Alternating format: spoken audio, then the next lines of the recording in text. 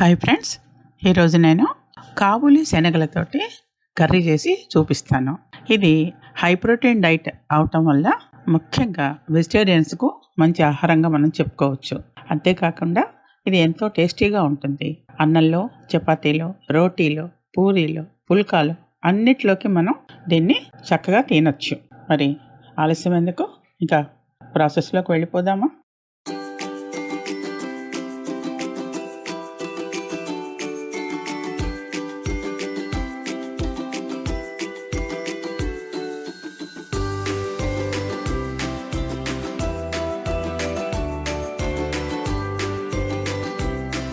ఈ శనగలు సుమారు 1.5 కప్పు ఉంటాయి. వీటిని నేను మునిగేంత వరకు నీళ్లలో నానబెట్టి 24 గంటలైంది. వీటిలో నీరు పారబోయకుండా ఇలానే కుక్ చేస్తాను. ఇప్పుడు ఒక కుక్కర్లో నీళ్లతో పాటుగా 24 గంటలు నానిన శనగలు వేసి దాంట్లో ఇంకా కొద్దిగా వాటర్ వేయాలి. ఎందుకంటే కొద్దిగా కర్రీ పల్చగా ఉంటేనే బాగుంటుంది. మీ కన్సిస్టెన్సీని బట్టి చూసుకోండి. దానిలో ఇప్పుడు టీ పౌడర్ వేయాలి. అందుకని టీ పౌడర్ ఇంతకు ముందు క్లాత్లో వేసి మూటగట్టి వేసేదాన్ని. ఇప్పుడు మార్కెట్లోకి కొత్తగా స్ట్రైనర్స్ వచ్చాయి. ఇదిగో చూడండి, ఈ స్ట్రైనర్ ఎంత బాగుందో.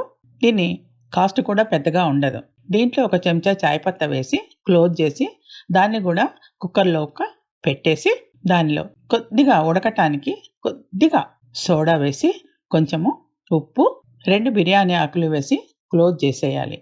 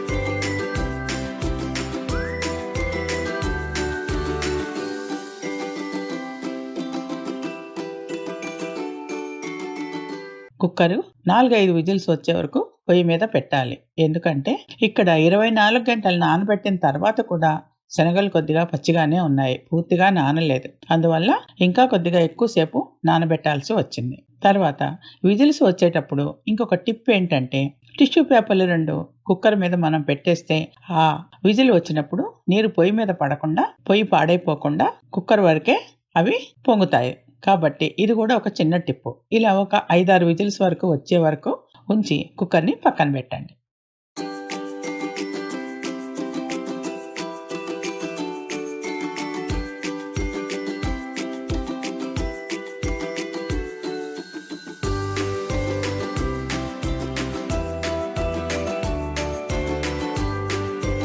కుక్కరు పూర్తిగా చల్లారిపోయింది. ఇప్పుడు కుక్కరు విజిల్ తీసి మూత తీసి చూడండి. చూసారా, శనగలు చక్కగా ఉడికిపోయాయి. అందులో ఉన్న టీ స్ట్రైనరు, నెక్స్ట్ 2 బిర్యానీ ఆకులు తీసి పక్కన పెట్టేయండి. మళ్ళీ కుక్కర్ మూత పెట్టి కుక్కర్ను పక్కన పెట్టండి.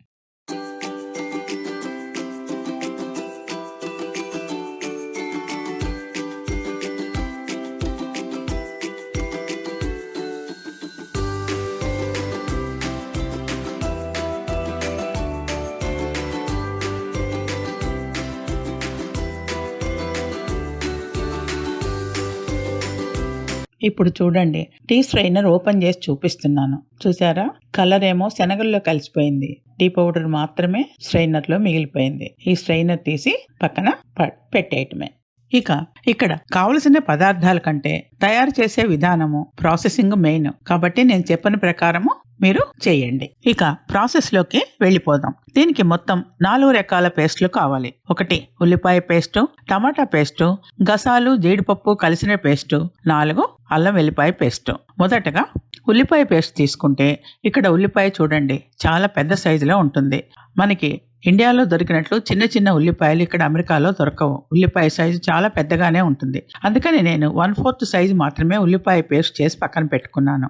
రెండవది 3 టమాటాలు చక్కగా కడిగి చిన్న ముక్కలు కోసి అదొక పేస్ట్ పక్కన పెట్టుకోవాలి. ఇక మూడవది ముందుగానే గసాలు కాజు వేరువేరుగా నానబెట్టి 2 కలిపి రుబ్బిన పేస్ట్ ఒకటి. ఇక ఆఖరిగా అల్లం వెల్లిపాయ paste.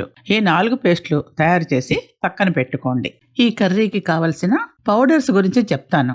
1 jeera powder, chana masala powder, pepper powder, amchur powder, garam masala powder, dhania powder, red chilli powder, రుచికి సరిపడా ఉప్పు. ఇవన్నీ నేను ఒక్కొక్క స్పూన్ తీసుకున్నాను. మీ టేస్ట్కి సరిపడా మీరు తీసుకోండి.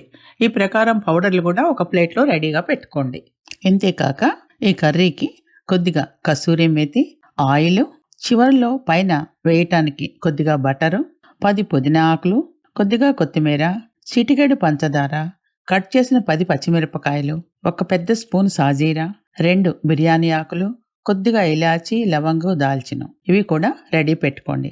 పంచదార ఇష్టమైతే వేసుకోండి, అది ఆప్షన్ మాత్రమే. కర్రీ కోసం స్టవ్ మీద కడాయి పెట్టి అందులో 2 స్పూన్ల ఆయిల్ వేసి దాంట్లో సాజీరా, ఇలాచి, లవంగ, దాల్చిన, బిర్యానీ ఆకు వేసి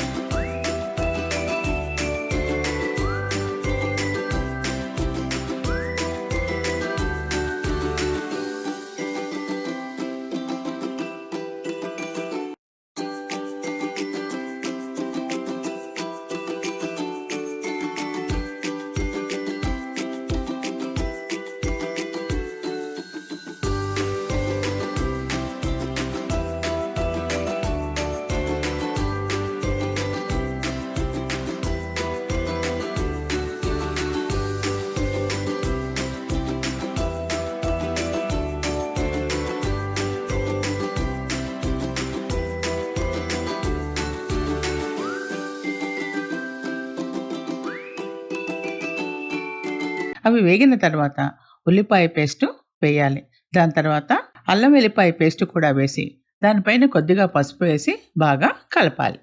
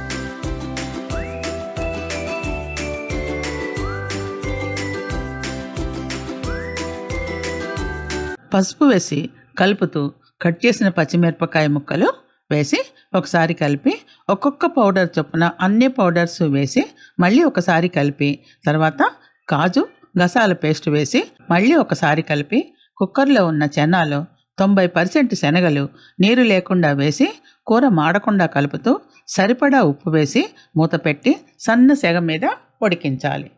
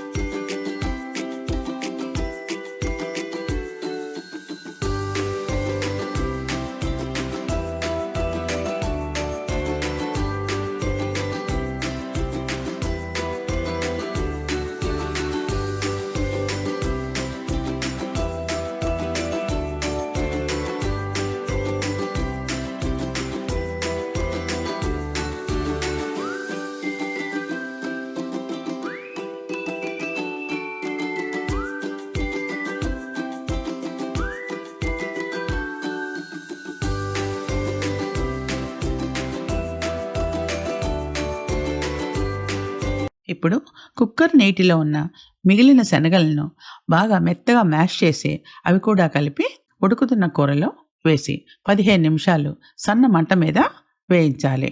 మధ్యలో ఒకసారి మూత తీసి కొద్దిగా ఒక చిటికెడు పంచదార పైన చల్లాలి.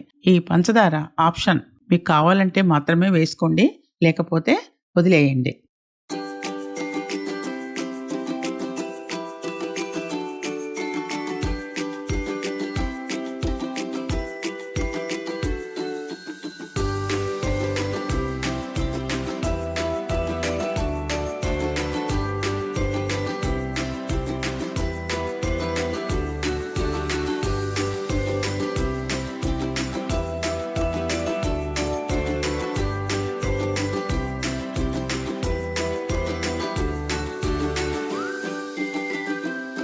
దాని తర్వాత 15 నిమిషాల తర్వాత మూత తీసి దాంట్లో పుదీనాకు, కొత్తిమీర, కసూరి మేతి, బటరు వేసి స్టవ్ ఆఫ్ చేయాలి. అంతే, ఎంతో కమ్మగా ఆరోగ్యంగా ఉండే కాబూలీ చనా కర్రీ రెడీ. మీరు కూడా తిని ఒకసారి టేస్ట్ ఎలా ఉందో నాకు కామెంట్ ద్వారా తెలియచేయండి.